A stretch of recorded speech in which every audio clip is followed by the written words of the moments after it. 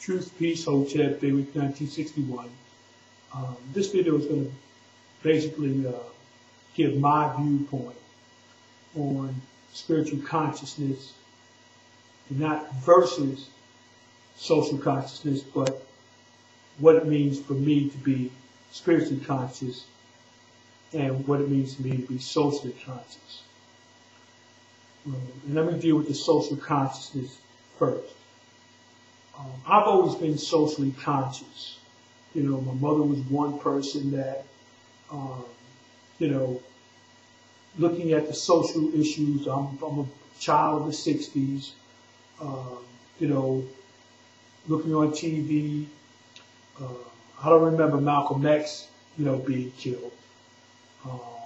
But I remember that he was a person of social interest. I remember Martin Luther King being killed, the Kennedys being killed. You know, I remember Medgar Evers being shot.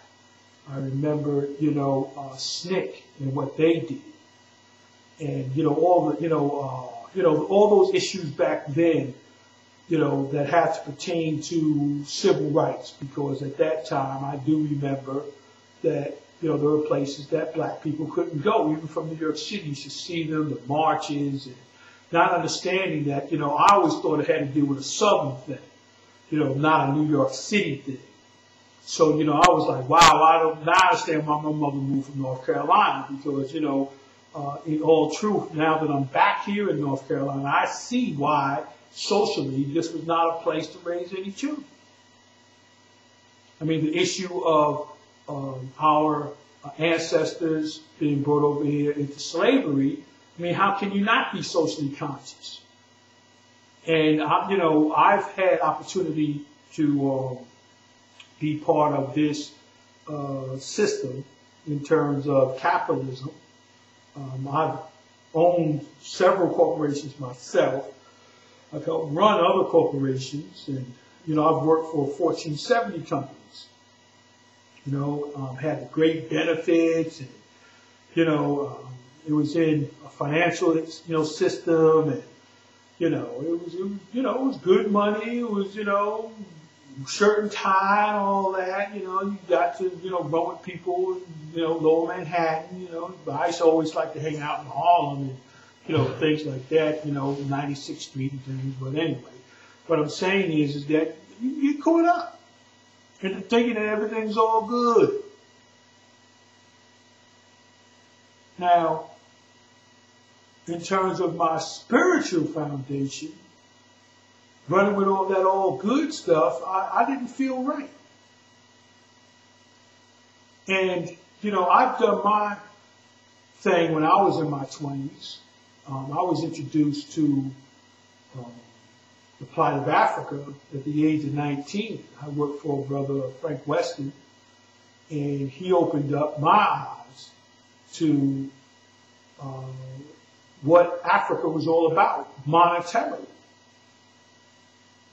And then he also had the belief system that on a social level, that we never gave up any of our birthright to that continent, and that there are Africans over there now who are selling us down the river, and that we need to gain control, because the truth is we're the cream of the crop of the planet Earth. And that on a social level, where did we say, just because we were drug over here in a boat, that, you know, we gave up any right to see how our mineral resources in our continent should be controlled? We have just as much as a voice and a right as those who claim to have a voice and a right. So, you know, he put me on a whole different thing. I've met ambassadors from around the world. You know, I mean, actually Africa, you know.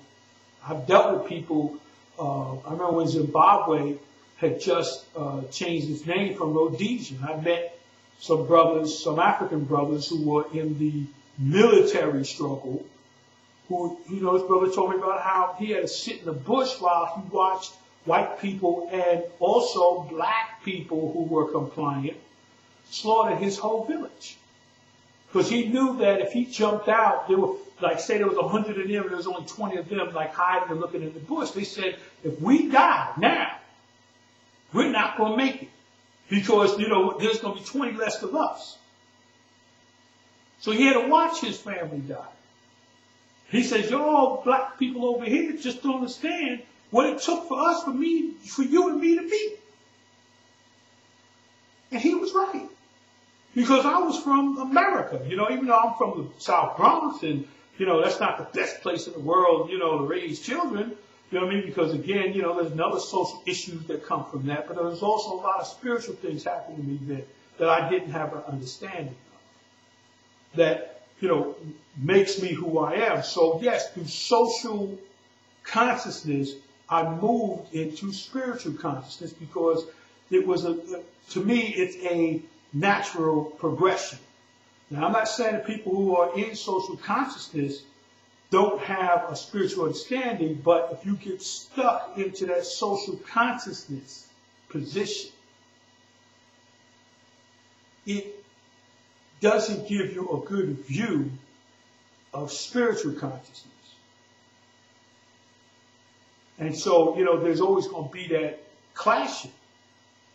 Because on the one hand, yes, the European has done a lot of things against us in our progress as people.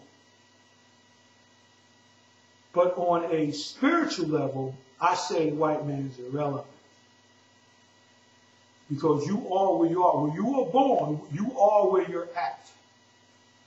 There will come a time that you will have to make a spiritual decision about your social condition. And understanding spirituality, you better save your soul than your social position.